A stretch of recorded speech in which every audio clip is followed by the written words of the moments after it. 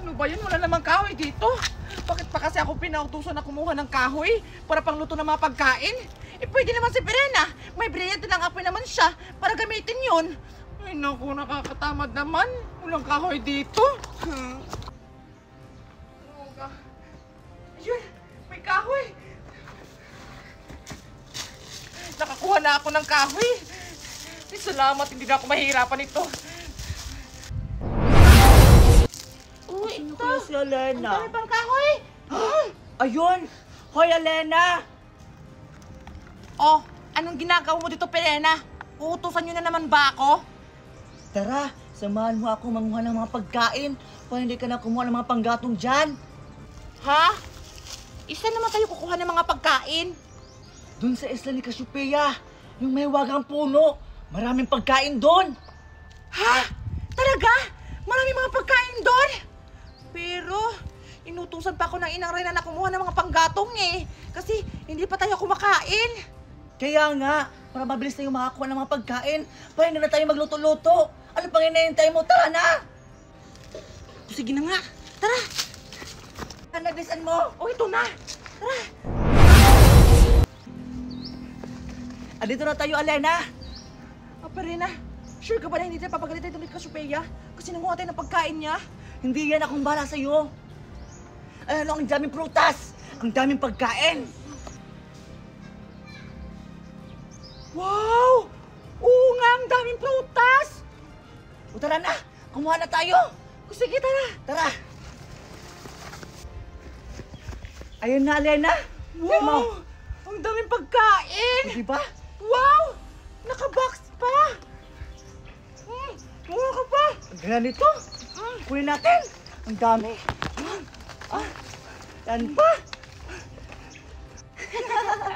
Grabe, Perena! Ang sarap ng mga pagkain dito! Anong ginagawa nyo dito sa isla ko? Bakit nyo kinukuha ang mga prutas at pagkain dito? Nang hindi nagpapaalam! Cassiopeia? Ah! Si Perenay! Siya sabi niya, dito daw kami manguha ng mga pagkain sa isla mo! Bakit ako? Ikaw naman yung salari na kasi sabi mo nagugutom ka. Pupunta tayo ng isla ni Cassiopeia. Anong ako? Ikaw talaga yun! Huwag kang maniwala dyan, Cassiopeia. Siya yung salarin, kaya paparusahan mo siya! Lapastahan! Isusumbong ko kayo sa ina nyo kung ano ang pinaggagawa nyo sa isla ko! Pumasok kayo dito nang walang pahintulot! Wala, Perena, anong gagawin natin? Isusumbong tayo sa inang Reyna! Layo ko nga pagalitan sa inang Reyna. Ang pangit pa naman niya magalit. Nalagot. Anong gagawin namin? Ay, alam ko na, Elena. May naisip akong paraan. Ano naman yun, Perena? Paslangin na lang natin si Cassiopeia. Pwede na siya makasumbong sa inang Reyna natin. Sige. Magandang plano yan. Anong pinag-uusapan yung dalawa? Wala. Hindi kami natatakot kahit isumbong mo pa kami sa inang Reyna namin. Pwes, humanda kayo sa pag-alis ko! Kung makakaalis ka pa dito ng buhay!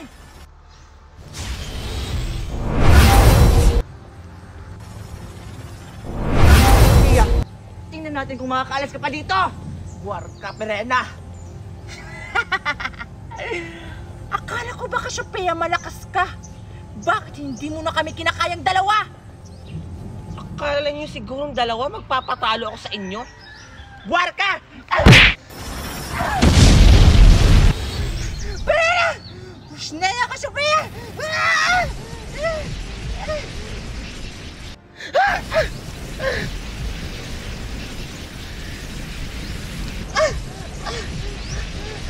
Kung malakas siya, hindi ko inasahan to. Oh, ano nangyari sa'yo, Perena? Akala ko ba malakas ka? Ito, malakas siya. Tapangan ka pa kanina? Ngayon, tikman mo ang bagsik ng sinaunang diwata!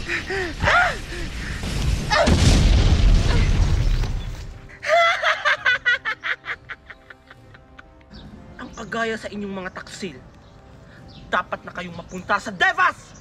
Hindi na kayo pwedeng manirahan dito sa Encantadia. Humanda kayo. ang dapat napunta sa Jaivas, Cassiopeia! Yeah! Aray, ang sakit! Pasneya ka, Perena! Ang sakit. Susumbong kita kay Reyna Minea. Oh! O ano, Cassiopeia? Huwag mong minamaliit ang mga sangre!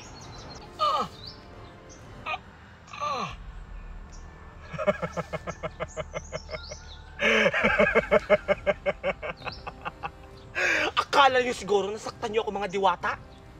Nagkakamali kayo. Hindi niyo ako nasaktan! May pananggalan ako sa katawan! Tandaan niyo, isa lang dapat ang mabuhay sa Encantadia. Walang iba, kundi ako!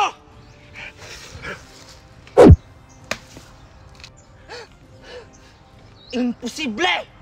Nasaksak ko niya sa likod! Pero parang wala lang sa kanya! Parang galos lang! Tingnan natin kung saan ang kaya nyo. Pashinea! Yeah! Yeah!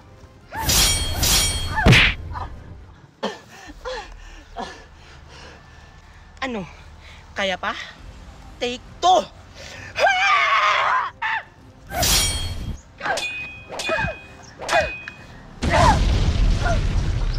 Ngayon, kailangan mo nang mawala! Huwag! Huwag, Cassiopeia! Paalam, Perena!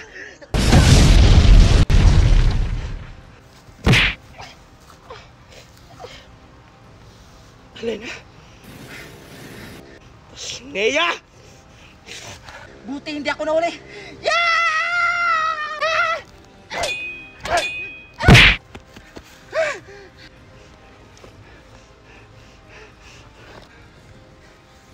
Kailangan natin siyang tapusin, Perena. Pasneya!